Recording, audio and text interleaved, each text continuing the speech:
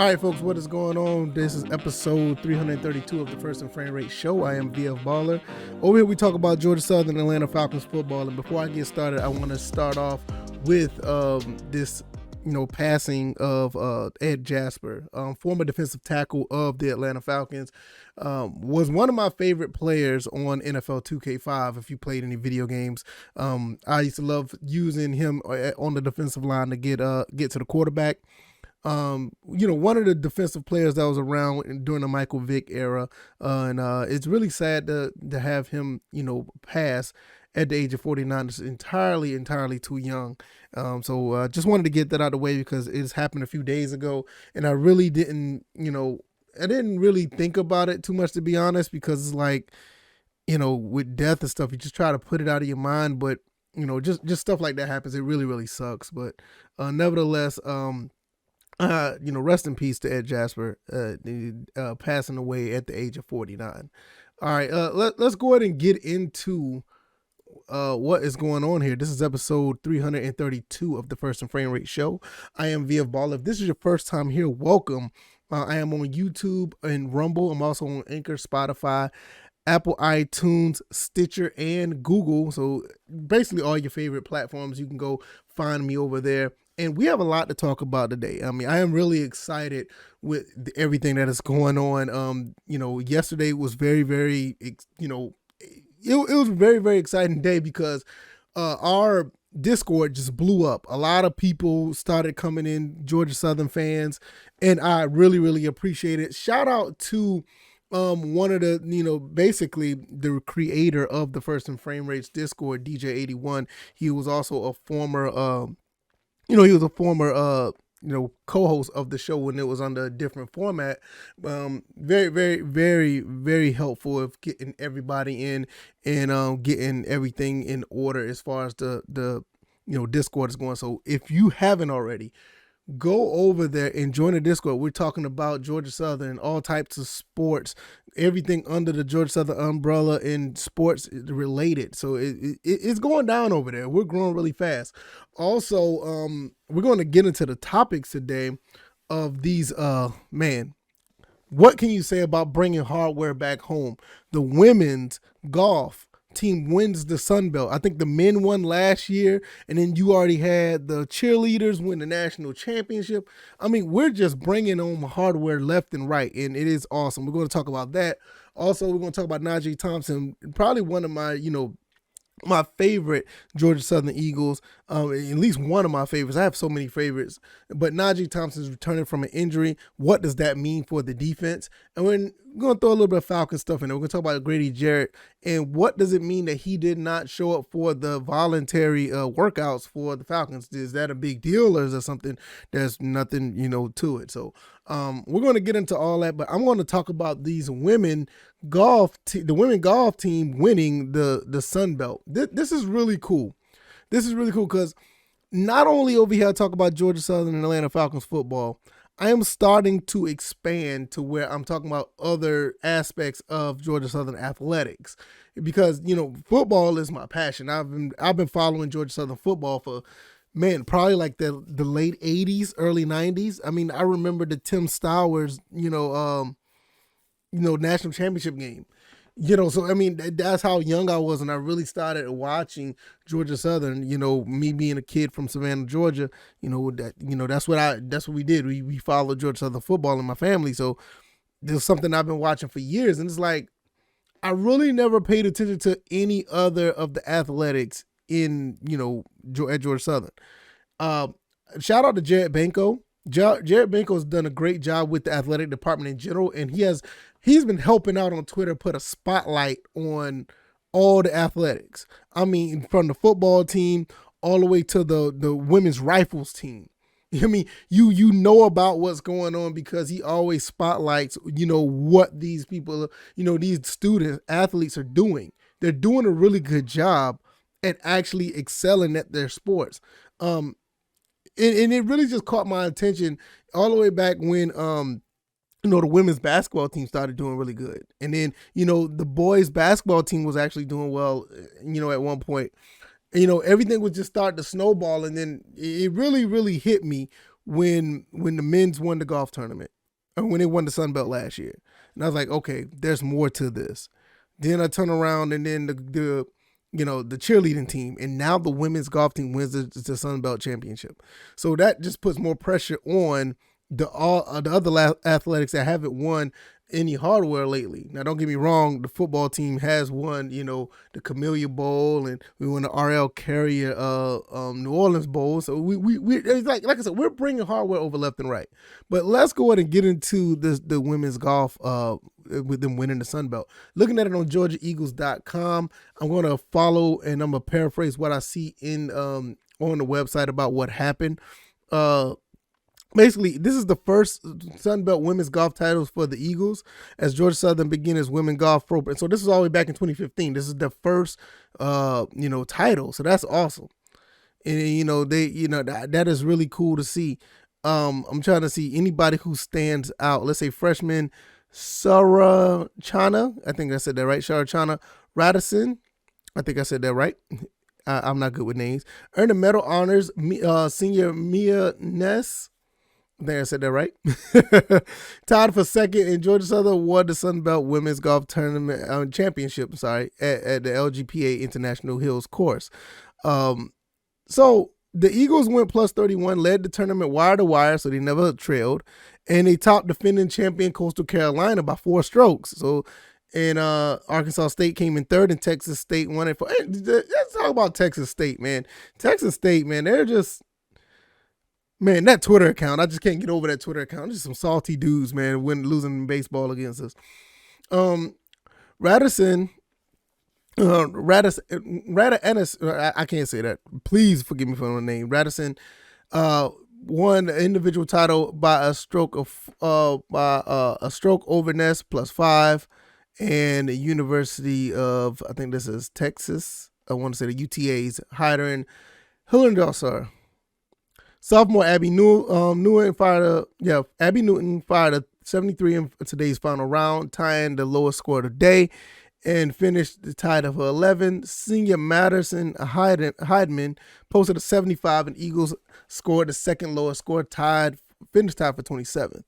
So this is some really good stuff to see. It's good to see that these women are doing big things. You don't get too much attention on women's sports like this. You may hear a little bit about, the basketball every now and then, and you may hear something about the softball team, but you don't really hear much about the women's golf. And to be honest with you, I would have loved to watch this because I'm really big on golf. I like to watch golf. Once I really started to understand the sport, I like to watch stuff like that. And it's really interesting to see women play golf because it's somewhat of a different dynamic because, things are just done differently, and it's not like a bad thing. It's just, I'm pretty sure that, there's a lot more precision when it comes to playing golf under the women's umbrella.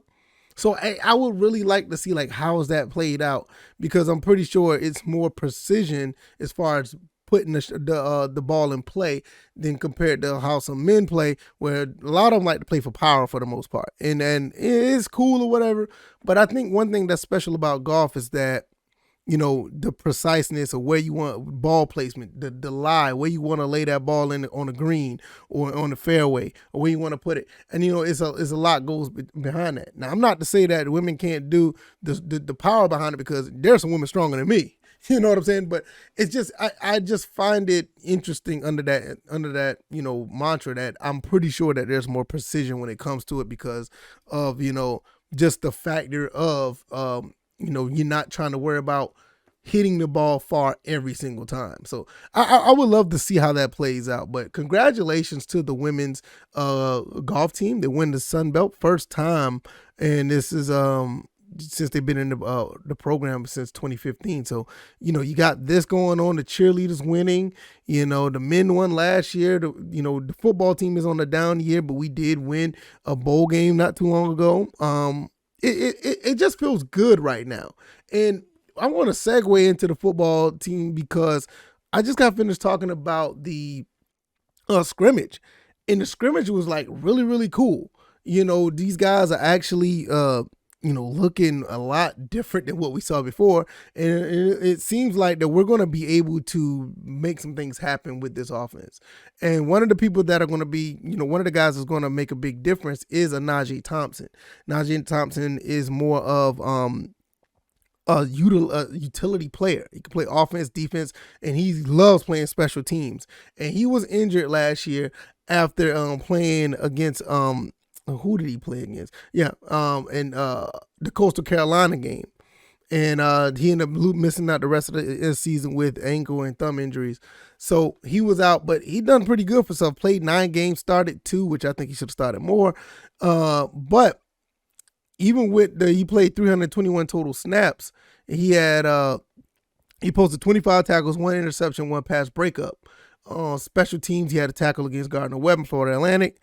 Made the move to cornerback when we had an issue with cornerbacks with Derek Canteen going down and others.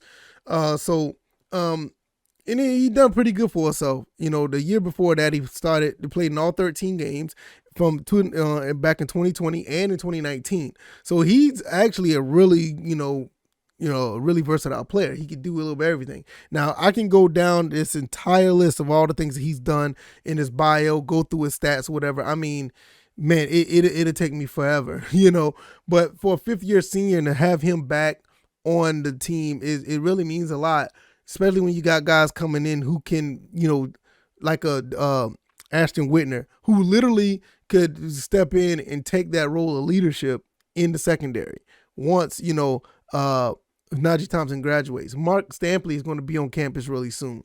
So, they're going to be able to pick his brain as far as trying to learn how to be a college football player, a college student athlete. And to me, there's no other person that you want to learn from is somebody like Najee Thompson. I've been hearing a lot of rumblings about this kid, like the way he speaks. And I don't do the Twitter, spaces thing, and it's just not my thing. But there's a lot of people been coming back and telling me, hey, you need to listen to Najee Thompson. You need to hear, the things that he talk about. He knows what, and there's no doubt in my mind. I'm pretty sure that he knows what he's talking about when it comes to football. A lot of people saying he has coach written all over him. I would not be surprised. And he's just a really good kid. I did a spotlight on him about a year ago on this channel, just when I was just doing regular just videos. And I did a spotlight on him where I really just, said like, look, I love what this kid can do. He makes highlight plays. Speaking of that, he was on, number 2 play on ESPN's top 10. So in the interception that he had when he played against, I think it was not Arkansas State. I can't remember who it was, but it was a great one-handed interception. I think it could have been Arkansas State, but I mean, it's just, what can you say? The kid can do it all, and it's going to be really interesting, not only with the knowledge and the ability that he has if he's going back to playing in wherever he plays. If he's getting knowledge from like Will Harris, the defensive coordinator, I mean, you're talking about somebody who's going to be groomed to be a good football player. I mean, there it is right there. I mean, Coach Will Harris already has the resume for what he did in Washington with defensive backs, and you got a guy with this type of intelligence and ability like a Najee Thompson. I mean, what are we talking about here? I mean, this is one of the reasons why I've been saying that I think this team could win 8 games minimum, and I'm sticking with that. When you have these type of relationships where a lot of kids that are on this team, that I saw this ever since the RL Carrier New Orleans Bowl. Even I'll go back to the Camellia Bowl, which it seemed like it was so far away. It was like 4 years ago. When you see these kids that are growing up and you see the ability that's there, they just didn't have, and it's not a knock on the last regime or whatever, but they just did not have that guidance to be, better. You know what I'm saying? I still believe at the end of the day, when you look at the Camellia Bowl and even some parts of the RL Carrier Bowl, New Orleans Bowl, when you look at all those games around that time, a lot of these kids played well despite the shortcomings of the coordinators and the coach. And that doesn't mean that they're bad coaches. It's just sometimes your game plan just doesn't work with the personnel you have. And that looked like that's what happened. It doesn't seem like that what they were trying to put on the field actually worked. So a lot of these guys went out there and just played with a lot of instinct.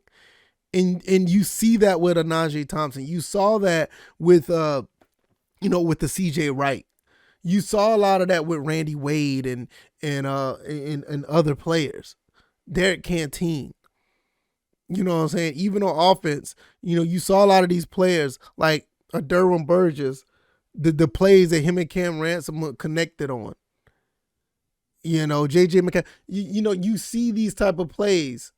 The big play by Sean Pell Kissin in the bowl game. The big play by Shaw Wirtz in the Camellia Bowl. So when you look at all those things, like a lot of these guys played on instinct, in my opinion. But now you got guys that are here that are going to be, for the most part, they're going to be coached differently. I'm not going to sit here and say they're going to be coached better because I don't know yet. But I think they're being coached differently, and you just see the vibe. You see the energy. You see what's being taking place. You see these kids being developed. And when you see that, you're like, oh, my God, these kids are something different. These kids are built. They're getting stronger. They're getting faster. I looked at some of the clips and the pictures in the scrimmage game. I'm like, yo, some of these kids look like they've gained like 20 pounds of muscle. They're walking in looking like regular high school football players, and they're coming back in like 2-3 months looking like college players ready to go.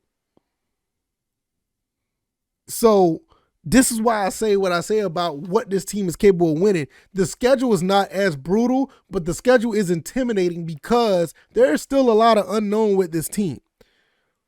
But just in my heart, what I see on the field, my eye test, my gut feeling, what these coaches are doing, what these kids are buying into, I believe that this team, if everything don't even have to go right, but everything just needs to go for the most part as planned. If they get 80% of what they're doing correct, they're winning 8 games. If they get 70% of what they're doing, what they're trying to do right, I still believe they can win 8 games. This is not just because this is not a homer pick or something that I'm being biased. I honestly feel that based on what I'm seeing. If I think the team is bad, I'll tell you about it. Because Lord knows I'll tell you how I felt about the team last year. But nevertheless, I feel like this team is on the up and up. I think this team is going to be really, really good and it's going to surprise some people. So we're going to, continue to watch this. Welcome back, Najee Thompson. I can't wait to see you get out there on the field with the other guys on defense and actually make a difference. Hopefully, everything goes well and there's no issues, no problems, no worries. We're always pulling for not having any crazy injuries. We just want you guys to go out there and ball out. So we'll see how that go. Last but not least, before I get out of here, we're going to talk about Grady Jarrett. Grady Jarrett for the Falcons, he was not on hand for voluntary workouts. A lot of people are asking, what does this mean? They're trying to say that he does not want to be on the team. I know there are some people already saying that. I don't want to necessarily cast aspersions yet on this, but I do have a take on this, and it's not as far-fetched as most people think it is. I'm going to wait and see. I'm going to give a wait and see approach on this because, first of all, these are voluntary off-season workouts. And I understand if you're a veteran, you want to set an example. You want to be there for the voluntary workouts. But I'm going to wait and see because this could be a situation where he may want another contract. He may want to be traded. And both can be viable options for the Falcons. But I'm going to wait and give you my complete judgment on that because, like I said, this is voluntary. He doesn't have to show up. A lot of people from the old guard is about gone now. Julio, Matt, Deion is still around. Deion Jones is still around a little bit. You got a lot of guys that were skilled players from the old guard that's kind of gone. He's almost like the last one left.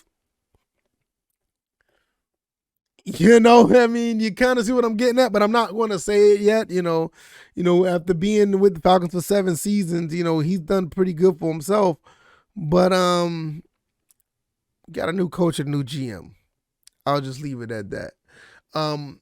And I guess that's pretty much it for me. If you guys like this content, hit the like button, share this content, subscribe to the channels if you haven't already. I'm on YouTube and Rumble. Also can be found on Anchor, Stitcher, Spotify. I can be found on Apple, and I can be also be found on Google Podcasts. If you don't mind, if you want to subscribe to those avenues as well.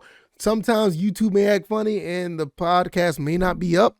If not, I can assure you that it's going to be up on the audio side of things. So if one goes down, you can listen on the other, or vice versa. So hopefully that don't be the case, but it's good to subscribe to more than one. Also, if you like this content on Apple, give me a 5-star rating, or give me a high star rating on any other of the platforms that have a rating. And if I'm not doing a good job, or whatever case maybe, give me some feedback. Let me know what you guys think about this podcast. Let me know if I can do anything better, anything I need to change. I know one thing I need to change, this background. I'm going to be doing some different things in the background. I am a gamer at heart. I do have a secondary channel where I talk about gaming, so that stuff's not going to change so much, but I am going to have more, Georgia Southern memorabilia around. I'm going to have some more Falcon stuff around, because I do want to have a gaming room on one side and possibly have the sports stuff on another side. And I plan on possibly getting the cameras together to show, like, one side to be gaming, other side to be the sports stuff. So that's basically where that's kind of like the vibe I'm trying to do in this room, or the setup I'm trying to do. So if you guys don't mind, let people know what we're doing over here. I hope you guys have a wonderful Wednesday. It's hump day, almost going downhill to the weekend. All right, y'all. Y'all take it easy, and y'all be blessed. Stay safe. Oh, one more thing before I go. Join the Discord. Y'all be blessed. Y'all stay safe. Peace.